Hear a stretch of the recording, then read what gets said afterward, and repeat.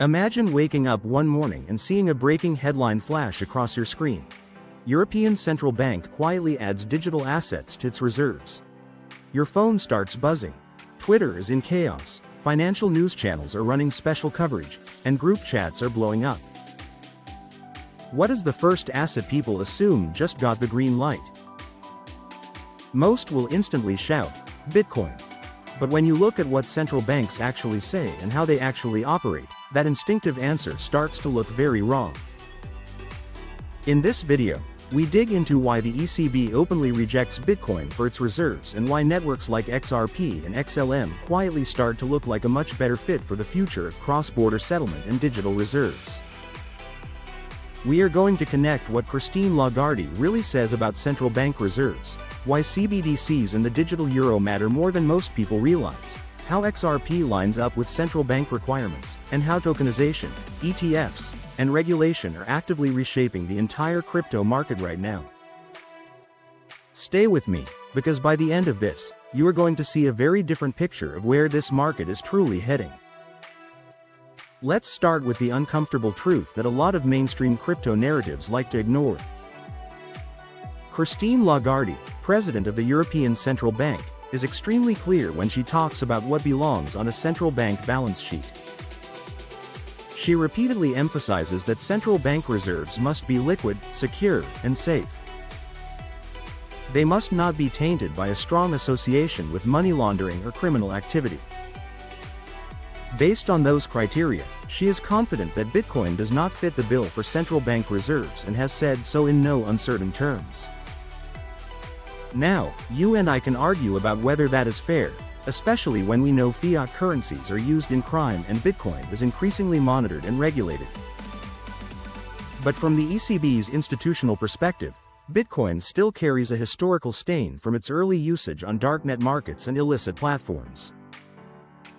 Add to that its extreme volatility and the lack of embedded compliance and identity frameworks, and you start to see why central bankers are cautious.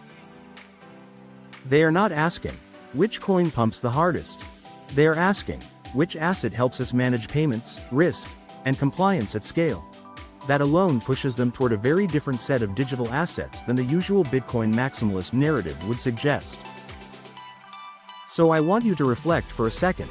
If you were running a central bank, would you care more about number go up charts or about predictable, regulated infrastructure that you can defend to lawmakers and the public? Think about your honest answer and share it in the comments. If Bitcoin is effectively disqualified in their minds, the obvious follow-up is, what are they interested in instead? The ECB talks far less about speculative coins, and much more about central bank digital currencies, high-throughput settlement systems, and regulated, KYC, AML-friendly infrastructure. This is where networks like XRP and XLM start to appear in the conversation in a very compelling way. Both networks are built for fast, low-cost payments and cross-border settlement, which aligns perfectly with what central banks and large institutions actually need.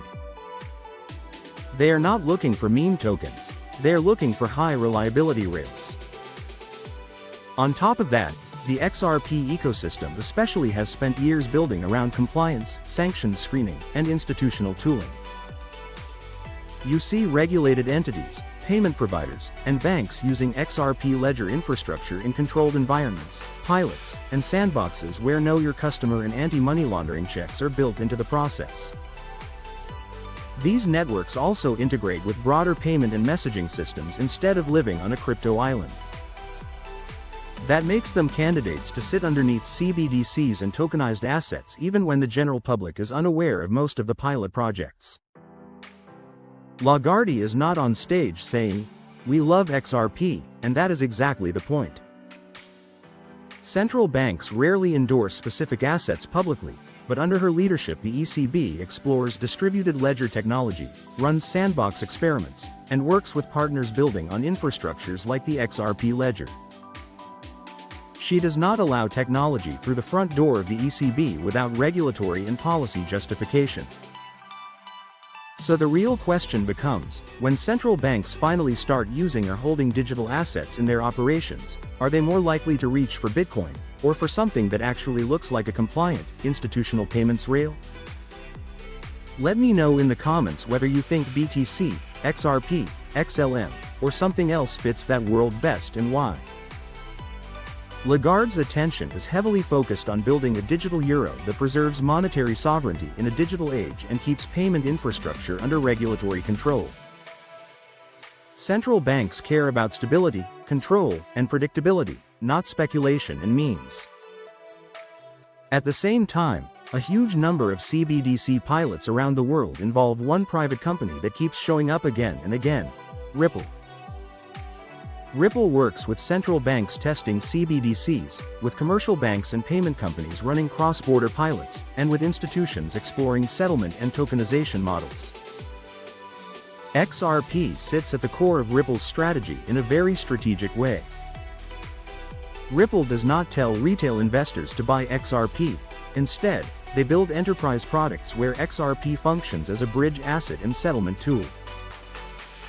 They have even purchased XRP on the open market to support liquidity and operations. While all of this infrastructure quietly builds in the background, the crypto market continues to do what it has always done: swing violently. Prices pull back, and social media fills with panic. You see people posting that they are done with crypto forever, storming out of the market at precisely the moments that long-term investors are quietly adding to positions. When you step back, you realize that most of the emotional volatility comes from a mismatch between expectations and reality. We are living through a multi-year adoption curve, not a weekend pump. Regulation is actively evolving. Rulemaking processes take time. Institutions are building new products and infrastructure while retail obsessively refreshes price charts.